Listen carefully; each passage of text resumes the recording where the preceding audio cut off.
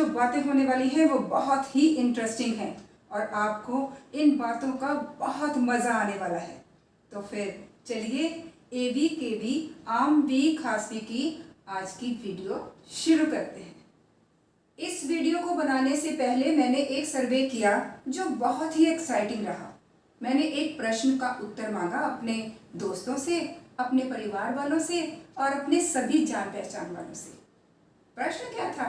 प्रश्न ये था कि शादी के समय जो 7 वचन लिए जाते हैं उनके अलावा अगर आप अपनी मर्जी का एक वचन जोड़ना चाहें तो वो 8वां वचन क्या होगा? है ना एक्साइटिंग? इस प्रश्न के मुझे बहुत ही फनी, कुछ बचकाना, कुछ मजाकिया और कुछ बहुत ही मैच्योर आंसर्स मिले जो कि मैं वीडियो के एंड में शेयर करूंगी। लेकिन जो सबसे ज़्यादा आंसर मिला, the most common answer was कि हमें तो वो 7 वचन ही याद नहीं है।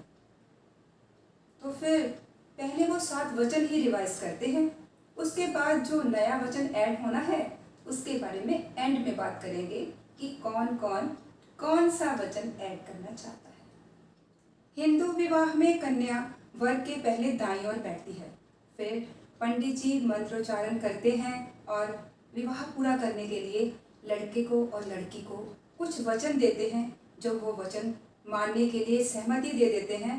उसके बाद विवाह संपूर्ण होता है और कन्या वर के बाईं ओर आ जाती है। तो चलिए एक एक करके उन वचनों के बारे में जानते हैं। पहले वचन में वर की ओर से ये वादा किया जाता है कि वो किसी भी तीर्थ यात्रा पर जाएगा या किसी भी धार्मिक स्थान पर जाएगा तो वो अपनी पत्नी को साथ ही लेकर जाएगा। और इसके बदले में लड़की से ये वचन लिया जाता है कि वो भी किसी भी धार्मिक स्थान या किसी तीर्थ यात्रा पर अपने पति के बिना नहीं जाएगी और साथ ही घर में कोई यज्ञ, कोई धार्मिक कर्मकांड करना होगा तो दोनों पति पत्नी साथ में करेंगे। दूसरे वचन के रूप में लड़के से ये वादा लिया जाता है कि वो लड़की के माता पिता का अपने माता पिता की तरह पूरा सम्मान करेगा और लड़की से भी यही वचन लिया जाता है कि वो लड़के के माता पिता का भरपूर सम्मान करेगी और सबकी आज्ञा का पालन करेगी। तीसरे वचन में लड़के से लड़की का पालन पोषण करने का वादा लिया जाता है और ये वचन लिया जाता है कि वो हर परिस्थिति में लड़की का साथ देगा और लड़की से भी यही वादा लिया जाता है कि वो कैसे भी हालात हों अपने पति के साथ हमेशा खड़ी रहेगी, हमेशा उसका साथ देगी। चौथे वचन में लड़की को ये कहा जाता है कि तुम अब गृहस्थ जीवन में प्रवेश करने जा रही हो, सो तुम्हें अपनी सारी जिम्मेवारियों का पालन करना होगा।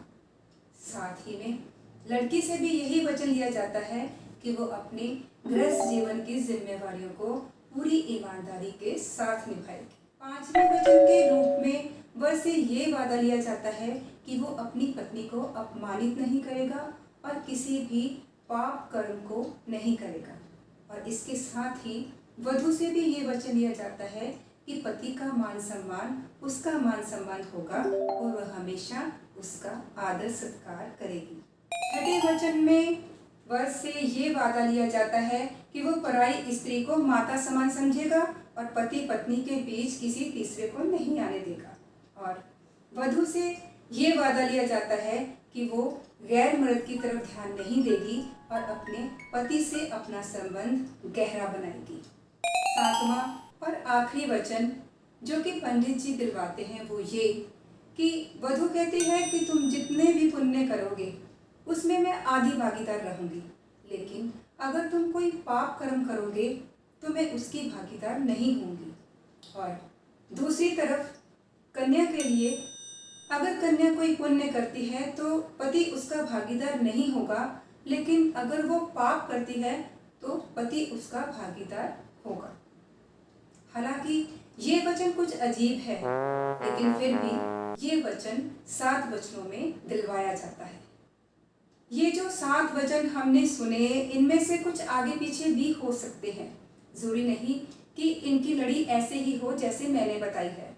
और बहुत सी शादियों में मैंने देखा है कि इनसे कुछ अलग वचन भी लिए जाते हैं, लेकिन वचन चाहे 7 हो या कुछ भी ना हो, या कितने मर्जी हों, मकसद तो ये है कि पति और पत्नी आपसी समझ से रहें और एक दूसरे का आदर सम्मान करें।